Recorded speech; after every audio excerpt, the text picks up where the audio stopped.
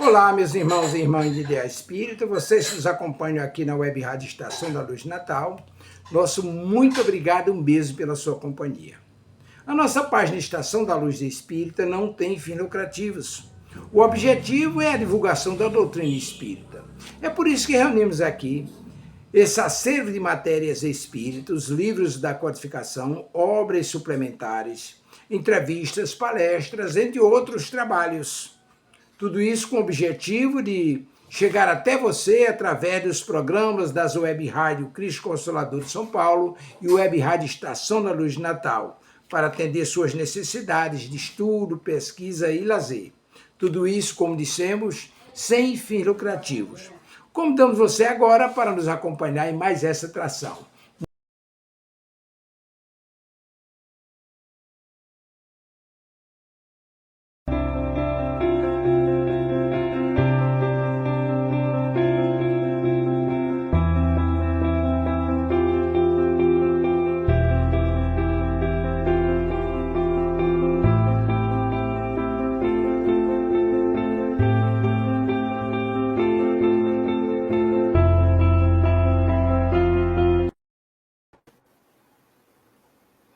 Olá, seja bem-vindo, seja bem-vinda. Aqui estamos para iniciar mais uma edição do programa Espiritismo e Educação, rogando as bênçãos do nosso Mestre Jesus sobre todos nós, para que possamos ter abordagem com base na doutrina espírita, para entendermos cada vez mais a educação e o seu papel na humanidade.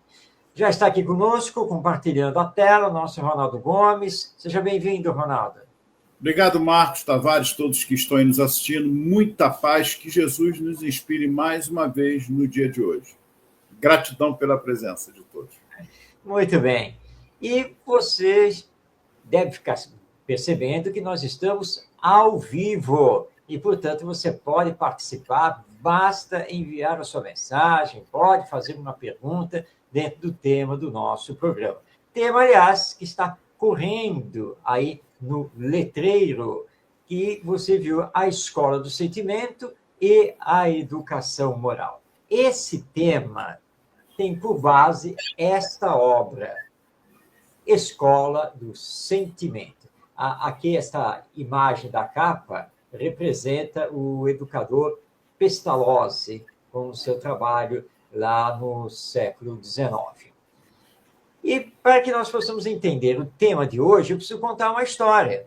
E nessa história o Ronaldo também está envolvido. Um pouco antes do ano de 1999, começou a surgir o projeto Escola do Sentimento.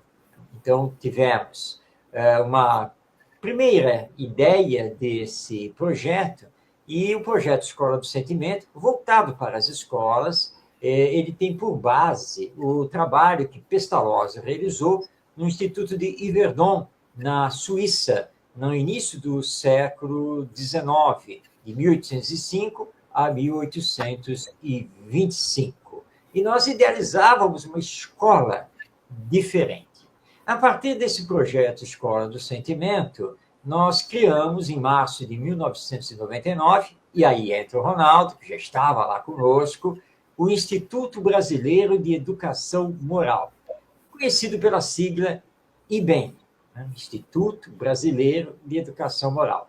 Uma organização não governamental dedicada à formação de educadores. E então, nós percorremos aí parte do país, fazendo palestras, seminários, oficinas, publicamos o livro Escola do Sentimento e fomos levando, então, o projeto. Projeto esse que acabou sendo adaptado na sequência também para a evangelização dos centros espíritas. Mas ele surgiu, na verdade, para os professores e as escolas. E aí, então, aí está, Escola do Sentimento.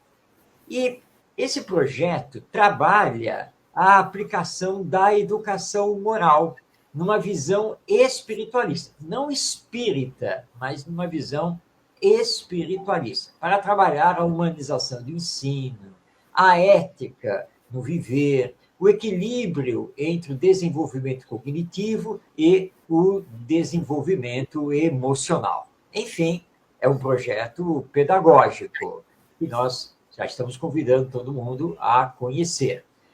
Bem, o IBEM, ele trabalhou de 1999 até aproximadamente 2021, 2022, quando foram encerradas as suas atividades. Mas nós continuamos aí, né, em particular, né, falando. E aí, então, o Ronaldo deu uma sugestão, lembrou do projeto. Vamos falar sobre a Escola do Sentimento? Vamos falar da aplicação da educação moral numa escola que envolve a família, que envolve a comunidade, porque é uma escola diferente. Então, nós vamos desdobrar a Escola do Sentimento em alguns programas, hoje ligando a Escola do Sentimento à educação moral. No próximo programa, nós vamos ligar a Escola do Sentimento à humanização do ensino, e assim por diante. Então, eu dei aqui uma pincelada histórica para nos situarmos da existência desse projeto de Escola do Sentimento, que é a escola, conforme está aqui no livro, é a escola que desenvolve, de fato, a educação moral das crianças e dos jovens. E, Ronaldo, é uma afirmativa forte. Não é mais uma utopia, Marcos, porque nós já vemos ao longo do tempo, e antes disso tivemos o Pacheco, José Pacheco, da Escola da Ponte, conosco. Temos a Escola da Leopoldina, com o nosso querido Tonheca e sua esposa lá, firme também, parcerias que nós firmamos. Enfim, olha aí a Glória, muita paz, Glória, que Jesus te abençoe, gratidão. Então, Marcos, nós poderíamos começar aí a darmos uma visão ampla, que ao longo das semanas aí dos programas a gente vai dando um norteando, mas dando uma visão de que não é uma utopia a Escola do Sentimento. Ela tem já algumas escolas que já fazem dentro desse molde, mais ou menos, que a gente já vem visitando as escolas, sejam ela estadual ou municipal, ou até mesmo particular, como nós fizemos por esse Brasil afora. Brasília, Mato Grosso, se não me engano, você teve também, não é isso? Nós tivemos em São Paulo várias cidades do interior, em Minas, várias cidades também do interior, aqui no Rio, várias cidades do interior também, enfim, em várias escolas. Como nós falamos elas, Rosane, muita paz, prima, que Jesus nos abençoe, levando a Escola do Sentimento pelo IBEM, mas sem forçar a barra. Pelo contrário, Marcos, nós corroboramos com a lei. Nós falamos várias vezes aqui, nós vamos comentar aqui sobre a lei humana. Vamos colocar a LDB, os parâmetros curriculares, BNCC na sua segunda parte. Enfim, está ali uníssono, sem nenhum problema. Não é um bicho de 7 cabeças. E vou deixar claro aqui, não houve nenhuma dificuldade.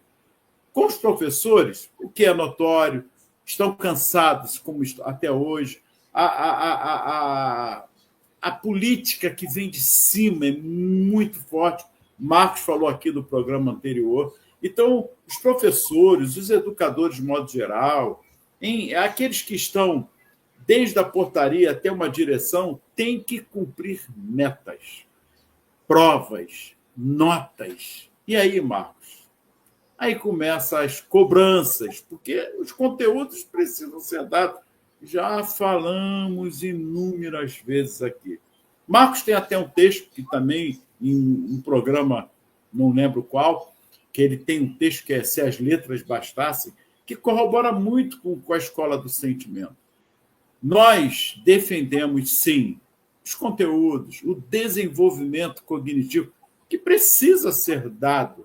Isso não está fora do contexto. Só que a dinâmica, a pedagogia que nós levamos aí é uma interatividade muito maior, onde o educador, o professor por excelência, que é outra briga, eu não sou educador, eu sou professor. Ah, Marco, o programa aí tem muitos temas para nós aí. Mas vamos lá. Onde os professores, eles não é um mero conteudista, ao contrário, ele vem ser o mediador, o facilitador do processo, seja do primeiro, segundo, terceiro ano junto, do quarto, quinto, sexto. E aí o Marcos vai dar uma pincelada. Eu só estou dando também aqui uma visão geral.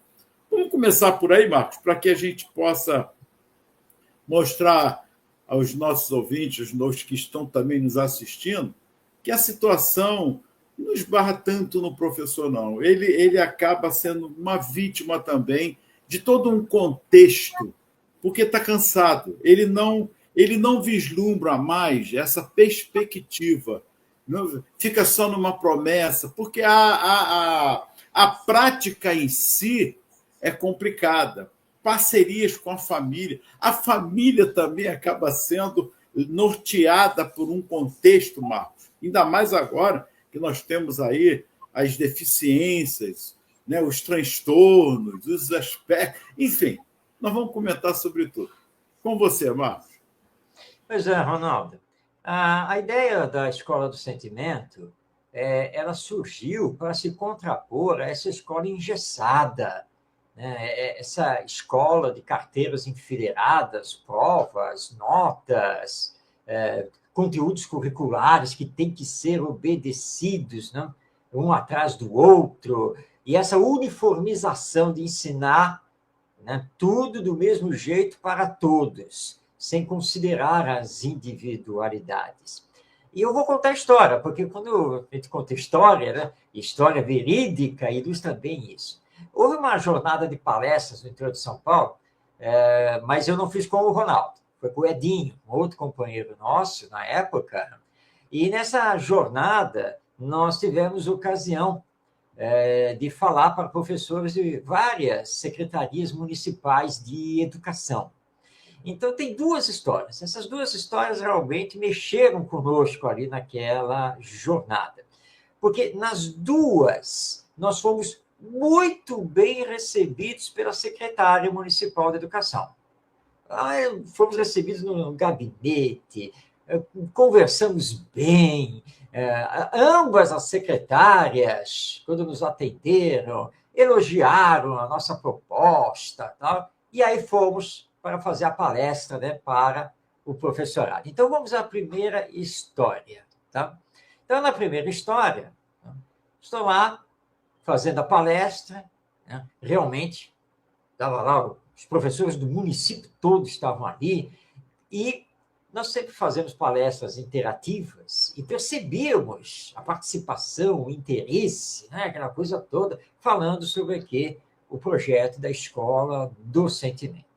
Aí finalizamos e a secretária pegou, nos cumprimentou, agradeceu e tal, aquelas palavras todas bonitas. Aí olhou para todo o professorado que estava ali e disse, gente, eu vou pedir licença aqui ao professor Marcos, só para utilizar aqui uns 5 minutinhos desse nosso encontro, porque nem sempre nós conseguimos reunir, né, todos os professores do município num evento. Então, eu quero aproveitar só para tecer alguns pequenos comentários aqui do nosso trabalho, porque nós estamos fazendo isso, porque estamos fazendo aquilo e tal, e só não estamos indo ainda melhor, porque, infelizmente, entre vocês, tem aqueles que estão puxando para trás. Tem aqueles que querem puxar o tapete desse daquele, inclusive o meu tapete como secretário. E aí, lá foi embora, né? E foi por aí. E eu estou lá de lado com o Edinho, estamos ali, né? Aquela clima pesado que ficou, aquela coisa tal. E aí ela deu por encerrado. Bom, o que foi que aconteceu? Todo mundo saiu quicando. Aí foi uma coisa. Tá? E o projeto, toda a apresentação, caiu por terra.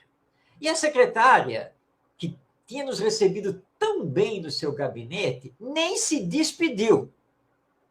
Ela simplesmente saiu, ela foi embora. Então, sabe quando você, palestrante convidado, fica no limbo? E agora?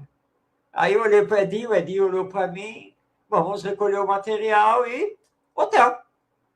Porque, né? Acabou. Bom, passados, se não me engano, foram uns 2 dias, outro município, chegamos na Secretaria de Educação, né?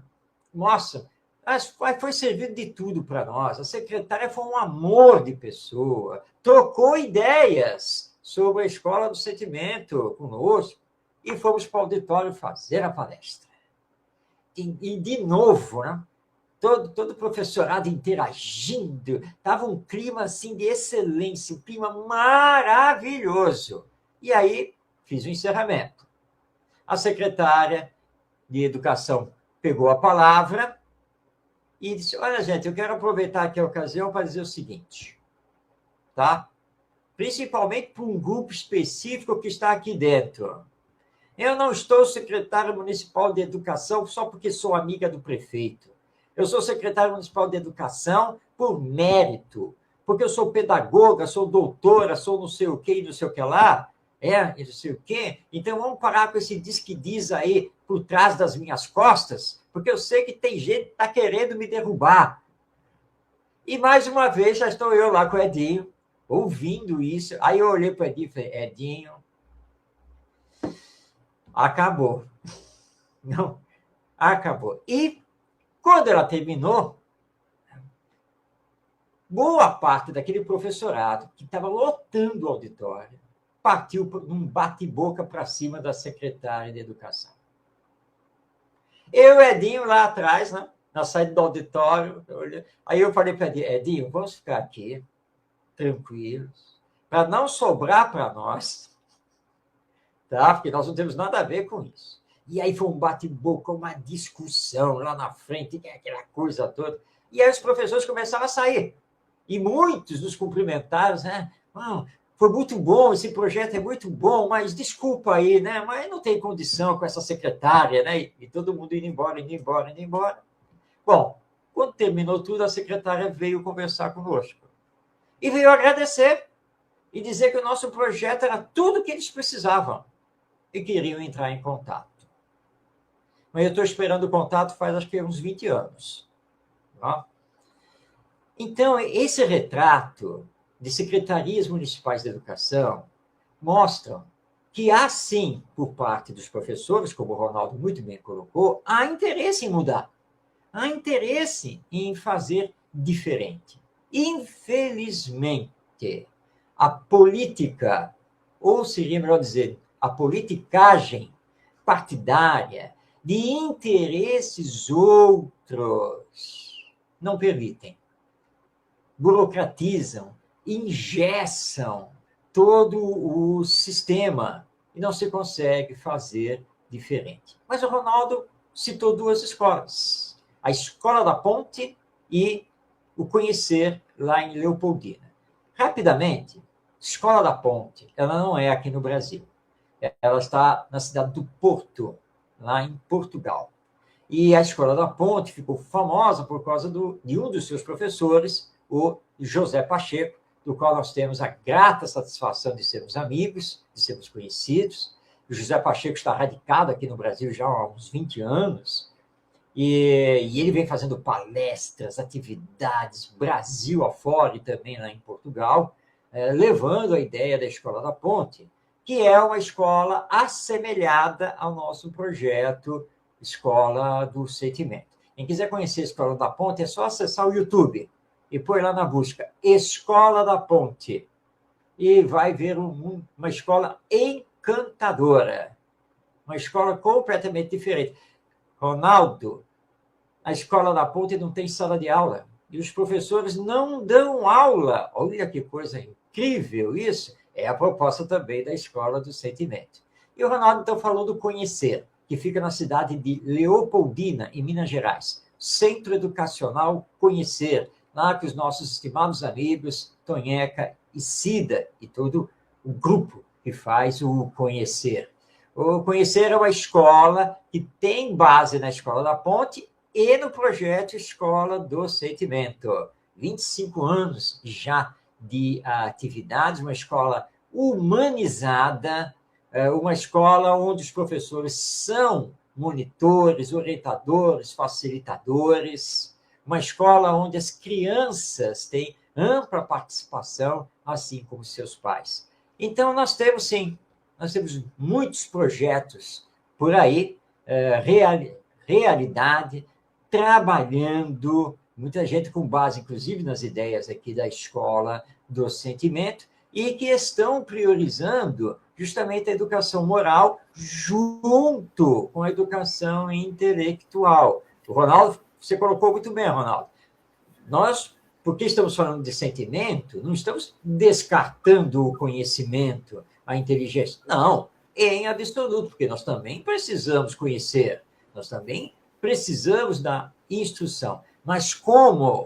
Aí é que está a diferença, porque nós propomos que as salas de aula sejam transformadas em espaços de aprendizagem e convivência, e que os professores não deem aula, mas que sejam facilitadores, orientadores, estimuladores de grupos de trabalho e pesquisa que os alunos vão formar. E aí sim equilibrando a formação do caráter com a formação intelectual. E tem muito mais coisas para falar, né, Ronaldo? Mas nós vamos falando ao longo do programa e dos próximos.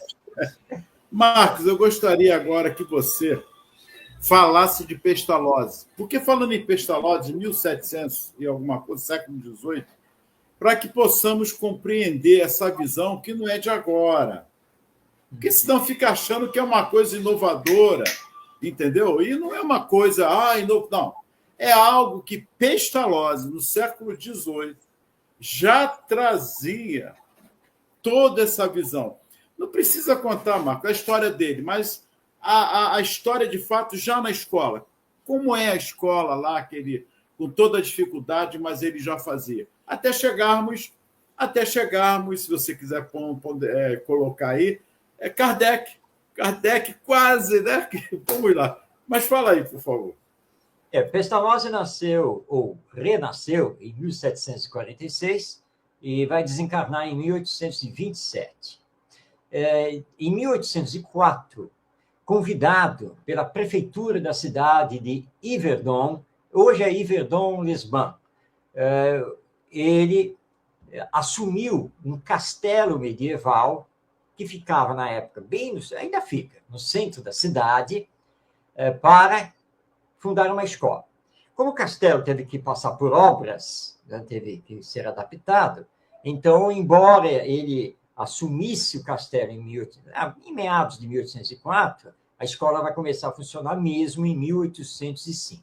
Então, vamos falar do Instituto de Yverdon, né, que ele fundou em 1805, com professores que ele chamou, que já conheciam o seu pensamento e a sua metodologia.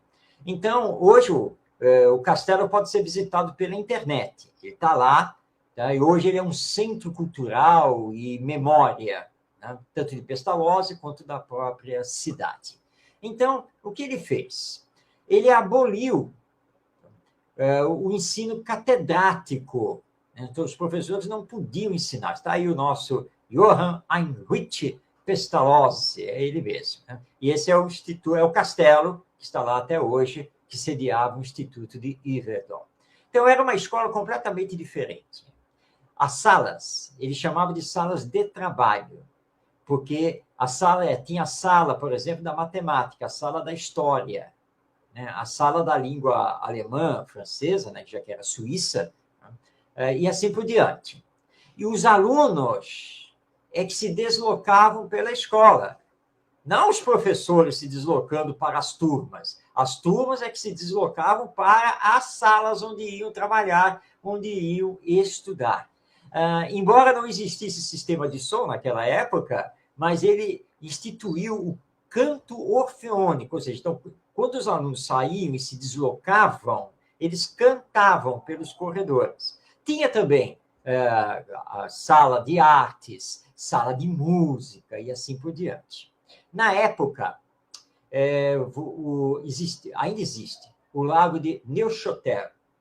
Nesse lago, os alunos estudavam ao vivo biologia, naturalismo, tudo que era ligado à natureza, né, era lá. Não era em sala de aula, não.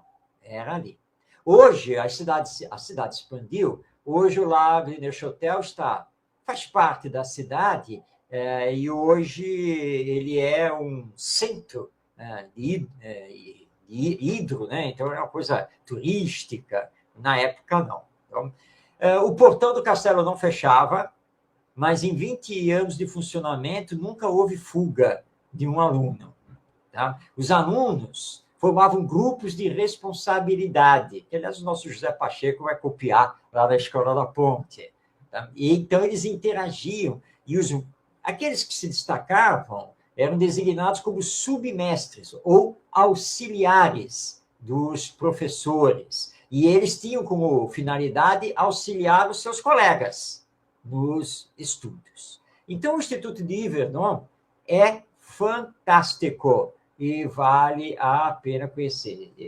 Eu vou puxar um livro aqui, rapidinho, já estou voltando para a tela. Pronto, está aqui. Puxei o livro. Pronto.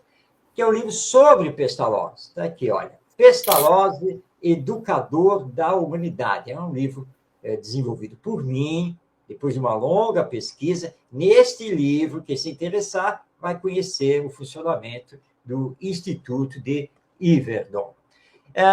E lembrando que Allan Kardec estudou com Pestalozzi, é isso mesmo. No ano de 1810, Kardec foi matriculado por sua mãe no Instituto de Yverdon. Claro, ele não era Allan Kardec ainda, era o pequeno Denisard Rivail. Ele vai ficar no Instituto de Yverdon até ele completar mais ou menos 18, 19 anos, quando ele retorna para a França, vai se estabelecer em Paris, já formado, e ele sai de Yverdon com o diploma de professor e de administrador escolar. Ele já tinha essa formação, reconhecida, inclusive, na França. E ele lança, então, o seu primeiro livro, que é o Curso de Aritmética, e na apresentação do livro, ele informa que o curso de aritmética estava de acordo com o método pestalozziano de ensino, porque ele leva o método de Pestalozzi para a França. E depois, mais tarde, ele vai fundar, o nosso Kardec vai fundar lá em Paris, o Instituto Rivail, junto com a sua esposa Amélie Baudet. E o Instituto Rivail, lá em Paris, vai ter muito do que foi o Instituto de Yverdon, lá na Suíça, com Pestalozzi. Então, está aí tudo interligado. É bom contarmos as histórias reais, de fato, para que vejamos que o nosso Denisard, nosso Kardec, teve um grande professor, mestre, que, com certeza, na minha visão, Marco, nós já conversamos sobre isso, a espiritualidade guiou ele para ter esse norte de exemplo que foi Pestalozzi. Ou eu estou enganado? Ah, com certeza, mas sem nenhuma dúvida, porque Pestalozzi era um grande humanista, ele era um pacifista e dizia que o amor é o fundamento da educação, e ele trabalhou dentro disso. Foi chamado de pai dos pobres, educador da humanidade, porque ele dedicou a vida toda dele a beneficiar os pobres. Lá no Instituto de Yverdon, só metade dos alunos pagava, a outra metade eram bolsistas integrais. E aí você vai ter a reunião, né, do mestre com o discípulo, que depois vai se transformar também em mestre. Aliás, o projeto Escola do Sentimento, ele tem esse nome, Escola do Sentimento, por causa desse posicionamento de Pestalozzi, que o amor é o fundamento, é a essência da educação. Então, sem dúvida, Pestalozzi e Rivail, o nosso Kardec, vieram ambos para trabalharem juntos, pelo menos durante um período, e Pestalozzi, com toda a sua visão moral do amor dentro da educação, vai formar o nosso Rivail futuro Allan Kardec nessa visão também. Eu estou falando sobre isso, mano, porque é a formação do caráter, dos valores, independente de acharmos ou de colocarmos Kardec como espírito já bem evoluído, mas você tocou num assunto importante aí. Ele, como tantos outros que estiveram lá, traziam suas ideias inatas, está lá no Livro dos Espíritos. Mas esse desenvolvimento, essa influência de Pestalozzi para com aqueles que podiam pagar e os que não podiam, olha que interessante. E não há em nenhum relato se houve algum problema em relação a isso. Pelo menos que eu saiba, não. E quando havia algum problema, ele era o primeiro a interceder junto ao alunato, junto aos pais, até porque o portão era aberto. Era uma interação ali com os pais. É preciso frisar isso mais uma vez. Então, a influência de Pestalozzi. Quando eu falei século XVIII, que vem de 1700 e pouco, as ideias de Pestalozzi foi anterior à ideia de fato de colocar em prática no século XIX, 1805. Por isso que eu antecipei, Marcos, para que a gente possa compreender. Entendeu? Sim, eu queria que você debruçasse. É um encadeamento, Ronaldo, porque Pestalozzi já tinha essas ideias desde jovem, tá? Mas ele só vai concretizar mesmo em 1805 com o Instituto de Yvernon. Mas antes disso, Pestalozzi teve outras experiências educacionais e escreveu muito. Ele já tinha escrito várias obras sobre educação, ele era jornalista, escrevia artigos para a imprensa na época. Então, é aquele encadeamento, né? As coisas vão indo. E Pestalozzi, nem todo mundo sabe disso, mas ele agradecia muito a um tio dele, porque esse tio, ele era pastor protestante, mas era um homem extremamente bondoso. Pestalozzi perdeu o pai muito cedo, e ele basicamente foi criado pela mãe e por esse tio. E ele louvava muito esse tio, porque esse tio mostrou para ele o caminho da caridade, o caminho do amor ao próximo.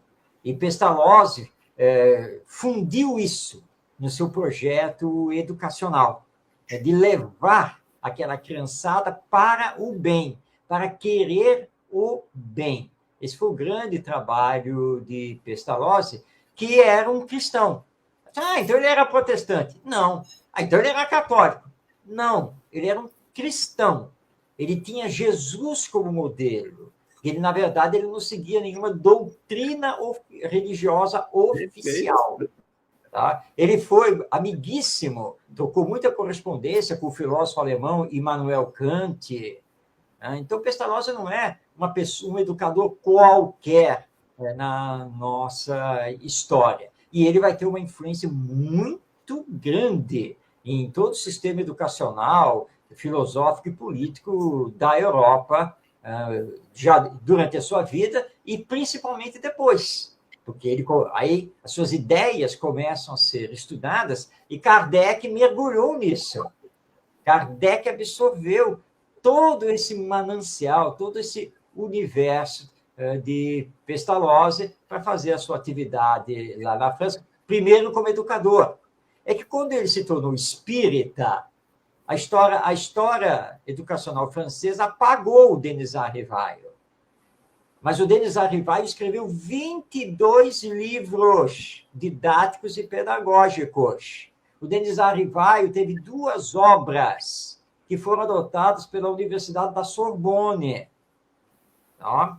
Então, nós não estamos falando também de um qualquer, não. Não era um professor qualquer lá em Paris. Cientista. Ele era cientista da sua época. Estudante do magnetismo. Então, quando ele abraça a realidade da vida espiritual e vai coordenar o lançamento do espiritismo, ele já era muito conhecido e muito respeitado. Tá? Então, é bom que nós saibamos disso. E que ele não abandonou a educação, não. Porque ele logo percebeu que o espiritismo era a doutrina da educação. Então, quando nós lemos os comentários dele, né, Ronaldo? Lá no Livro dos Espíritos, em algumas questões mais específicas, você está lendo o educador Kardec, com todas as letras. o tempo todo usando da didática.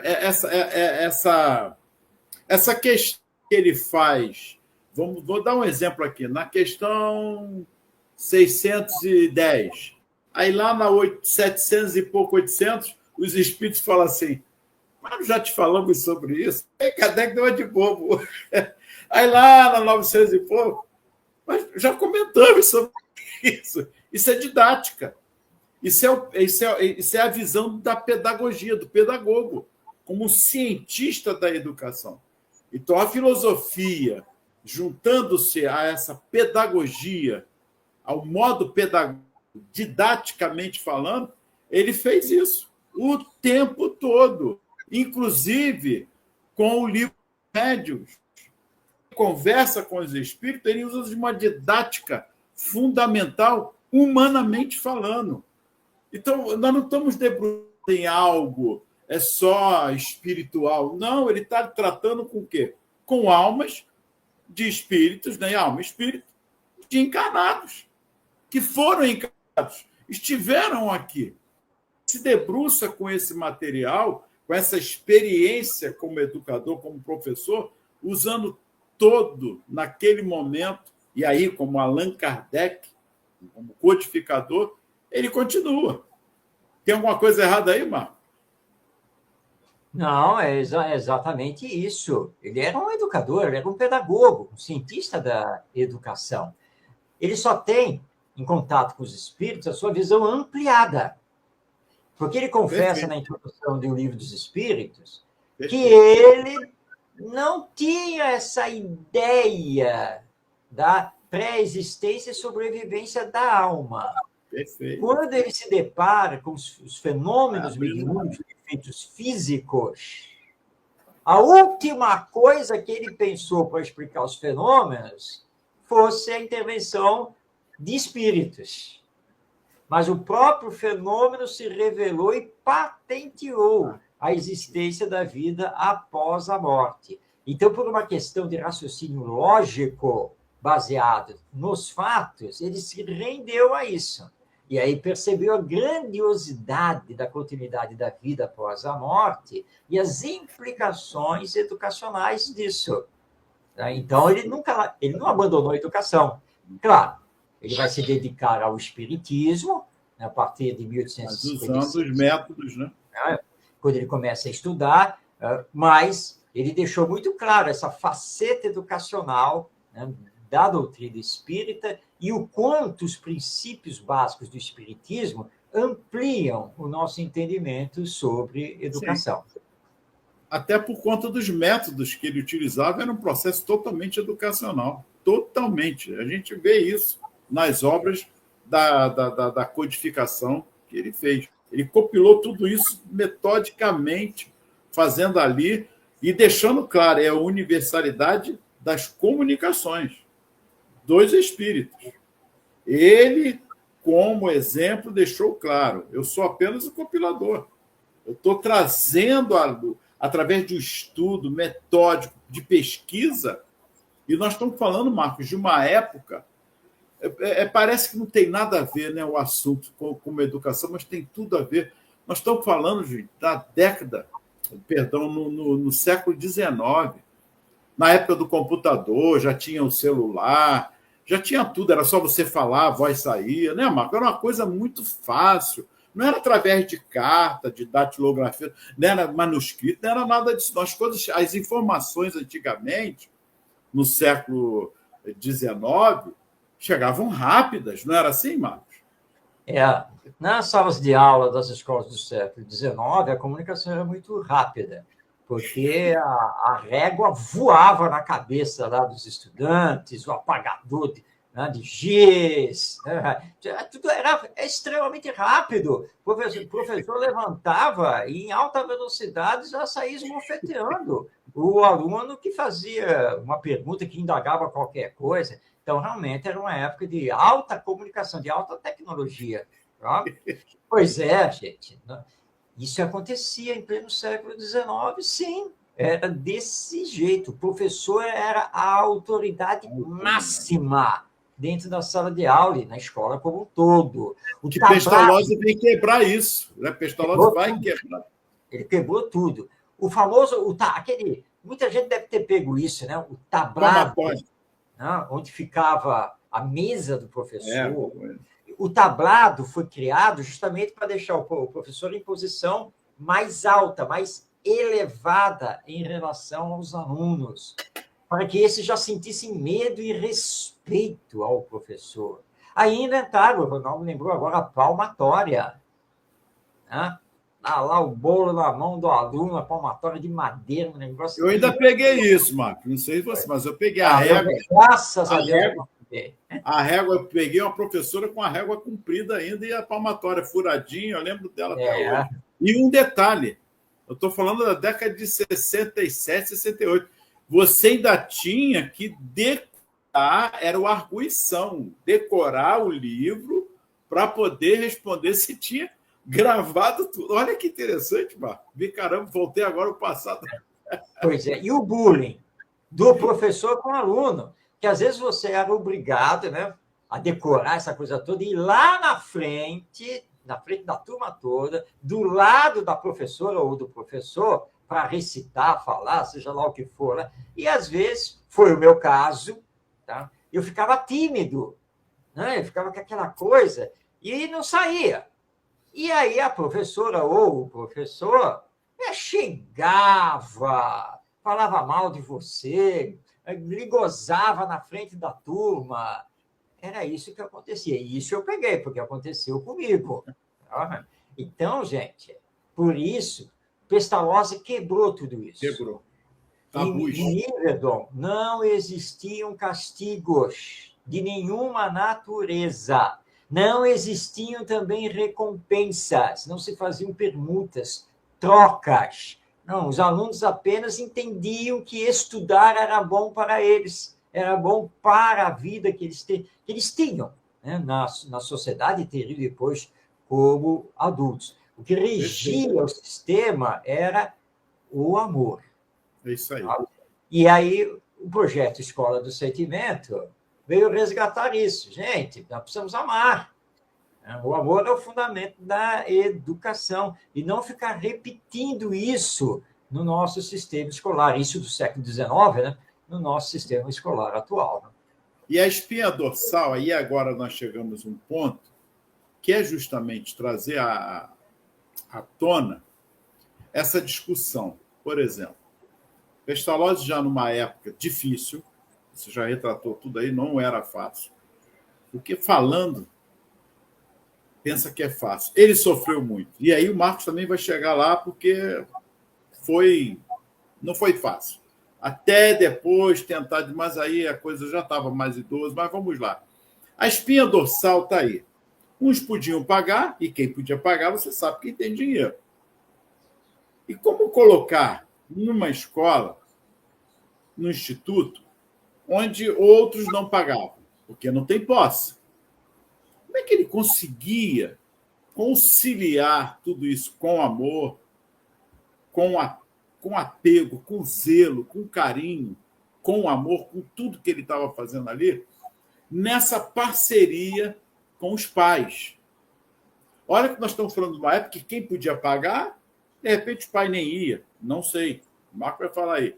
Mandava a babá, sempre houve isso, né? Sempre teve alguém que instruía e levava. Então, você conciliar quem paga e quem não paga, e aí você tem que tentar descortinar aí na história como poder trazer essa junção.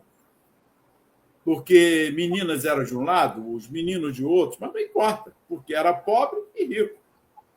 Quem tinha, tinha. Quem não tinha? Marcos, era bom você pontuar isso aí, porque nós estamos falando de século XVIII. Para Pestalozzi... 18 e 19, perdão, né? 18 e 19. Para Pestalozzi, a escola tinha que ser uma grande família. Ele via a escola como uma família, onde não podiam existir privilégios, e onde todos eram iguais, os direitos eram os mesmos para todos. A escola era particular, é verdade, Ela tinha uma subvenção da prefeitura, mas era uma escola particular. E Pestalozzi sempre trabalhou a favor dos pobres.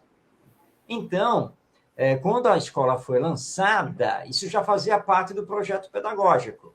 Então, todo mundo sabia que aquela era uma escola que recebia do pobre ao rico, tá? E que não haveria diferença.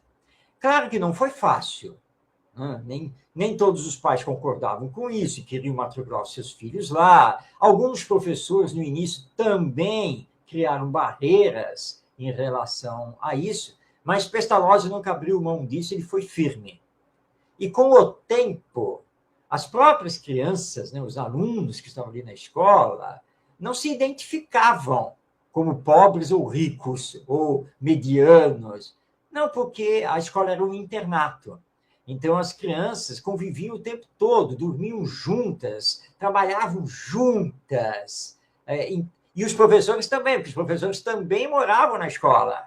Era uma coisa assim sensacional. E os pais eram sempre convidados a participar. Havia a assembleia, que era realizada às sextas-feiras, onde se discutia o dia a dia da escola, e os pais participavam dessa assembleia e podiam dar ideias, podiam entrar nos debates. Então, os pais foram se acostumando, né? Fazer essa interação entre eles mesmos, ricos, outros pobres, né? E todo mundo sabia que quem pagava a mensalidade automaticamente abria vaga para um aluno que não podia pagar a mensalidade. Então, ele equilibrava isso. Mas, sim, contando aqui a história agora, parece que foi as mil maravilhas. Mas não foi, não. Teve altos e baixos, idas e vindas, brigas, saídas. Tudo isso aconteceu ao longo do tempo, porque Pestalozzi, ele foi que lançou a ideia da escola pública gratuita, que devia ser mantida pelo governo, que na sua época não foi aceito, não, tá? Não foi aceito, de jeito nenhum. O que o governo tem a ver com escola, né? Não tem nada a ver. Então, lá na Suíça, levou muito tempo para que se entendesse isso da escola pública gratuita. Mas foi ele que lançou a ideia. Como o governo suíço não financiou, e ele teve que se lançar num projeto, numa escola particular, ele conseguiu fazer meio a meio. Né? Então, metade paga a mensalidade e metade tem a bolsa. Foi isso que ele conseguiu fazer. E isso, depois, vou usar o termo contaminar, né? Aí contaminou os sistemas e, um a um, os governos foram realmente abraçando a educação e foram surgindo, então, os sistemas escolares públicos, como nós temos, por exemplo, aqui no Brasil. Então, Marcos, olha que interessante. Nós vamos chegar ainda, durante todo o programa, durante aí uns 4, 5, não sei, para mostrar depois a espinha dorsal do que é na prática. Nós estamos trazendo lá atrás todo esse processo, dando uma pincelada do que é a escola do sentimento. Mas você tocou no assunto importante aí da verba. Olha só, o orçamento federal para este ano de 2026 foi sancionado com um total de 237 bilhões. Olha só, representando um aumento em relação ao anterior de 206 bilhões. Então, olha aí, ó, é um aumento significativo, de 23% praticamente. Agora, o Fundeb, que é o Fundo Principal da Educação Básica, ultrapassará 370 bilhões com contribuição da União subindo para 23%, como eu disse antes. Marcos, é muito dinheiro, dá para se fazer um belíssimo trabalho. Nós vamos tocar no assunto, o programa já está acabando, para a próxima, para que possamos compreender que o dinheiro não falta. O problema da educação do Brasil, vamos colocar, e do mundo todo, é justamente a falta da educação dos valores, do amor, do caráter, da fraternidade, da cooperação. Porque um dinheiro desse, nós estamos falando só das cifras federal, porque tem as cifras do Estado e do município também que recebe. Eles também fazem lá a redistribuição, mas tem as verbas também para fazer. Tem do petróleo. Gente, a coisa é muito séria. Então, quando nós falamos de uma educação moral, aí, Marcos, eu gostaria que você só desse uma pincelada e a gente vai dar continuidade no próximo programa. Da espinha dorsal, que é a escola do sentimento, a sua espinha dorsal, que tem de fato nela a prática, mas com a verba que não é problema, como não era problema na época de Pestalozzi. Então, Pestalozzi, ao colocar que o amor é o fundamento da educação, ele logo entendeu que o problema da sociedade era de falta de desenvolvimento do senso moral, de falta da formação do caráter. E ele começa a se bater nisso. E para mostrar que a questão não era simplesmente ensinar as ciências exatas, né? Na época era a aritmética, substituída depois pela matemática, e assim por diante. Porque não adianta você ter um gênio, um gênio intelectual, mas que não sabe fazer o bem, que não sabe ser honesto, que não tem ética no seu viver. Então, Pestalozzi vai trabalhar a educação moral o tempo inteiro. E lá no Instituto de Yverdon, aí ele finalmente consegue, na prática, fazer essa questão da educação moral. E ele dizia que nós, educadores, precisamos fazer com que a criança queira o bem por si mesma, entendendo que o bem faz bem tanto para ela quanto para os outros. E aí vem os espíritos para nos dizer que quando aplicarmos a caridade, que é o amor ao próximo, em ação, nós não teremos mais desigualdades, nós não teremos mais a corrupção, porque estaremos formados com o caráter ligado à ética, à cooperação, à solidariedade, à fraternidade. É por isso que, quando nós iniciamos aqui o livro Escola do Sentimento, o primeiro capítulo tem por título A Educação Moral para a Formação do Homem. E o segundo capítulo, Os Ideais da Educação Moral. E, na sequência, tem a arte da formação do caráter e os 3 critérios da educação moral. Ou seja, os 4 primeiros capítulos da obra estão voltados para estudar a educação moral, para, na sequência, termos a sua prática. Porque, Ronaldo, não há outro caminho. Se nós queremos uma sociedade sem corrupção, sem violência, sem desrespeito aos direitos, sem guerras, uma sociedade mais justa, só tem um caminho: a educação moral. Que Kardec, com todas as letras, a partir dos ensinos dos espíritos, vai reforçar já em O Livro dos Espíritos. Somente a educação moral pode transformar a humanidade. E temos muito que conversar a esse respeito, e essa é a nossa ideia, que para adentrar as escolas, para termos uma educação que efetivamente eduque. Eu sei que o Ronaldo vai concordar comigo, porque a educação atual está muito longe de educar. Não é, Ronaldo? Com certeza, por isso que eu falei das cifras. Porque quando tivermos, de fato, essa educação, um bom administrador, um bom gerenciador, ele vai levar moralmente essas cifras para o que se pede à educação. Mas isso fica para o próximo programa. Muita paz a todos que estiveram aí conosco, Alzenir, está aí Alzenir, Rosane, enfim, a Glória, muita paz, que Jesus nos abençoe. Tavares, Marcos, gratidão. Lembrando, então, a todos que nós hoje destacamos 2 livros. O livro Escola do Sentimento, aqui está ele, de minha autoria, e também o livro Pestalozzi, Educador da Humanidade. Esses livros, o Pestalozzi, Educador da Humanidade, é lançamento da Casa Editora O Clarim. Tá? Então, oclarim.com.br.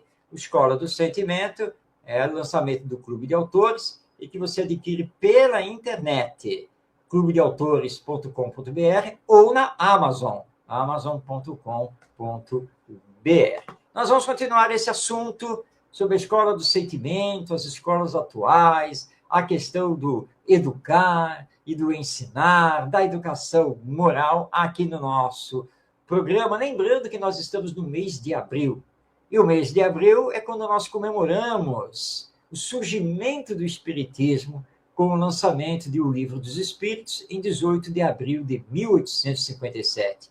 E como o nosso Kardec, o educador Denisard Rivaio, também estava intimamente ligado à educação, por isso, então, nós começamos a trazer essa história a partir de Pestalozzi e seguindo em frente. Está aí, nós temos 168 anos também da primeira Casa Espírita, a Sociedade Parisiense de Estudos Espíritas, que foi organizada por Allan Kardec. Bom, é muito assunto, mas que nós vamos continuar na próxima segunda-feira, 20h30, aqui pela Web Rádio Estação da Luz, agradecendo a todos que participaram, aos que enviaram mensagem, aos que vão assistir o programa depois no YouTube. Aliás, anote aí, o programa vai ficar disponível no canal Estação da Luz Tavares e também no canal Orientação Espírita. Muito obrigado, Ronaldo, aí, pela sua participação. Que Jesus nos abençoe e que possamos nos encontrar semana que vem para continuarmos esta conversa sobre escola do sentimento e educação moral. Um grande abraço.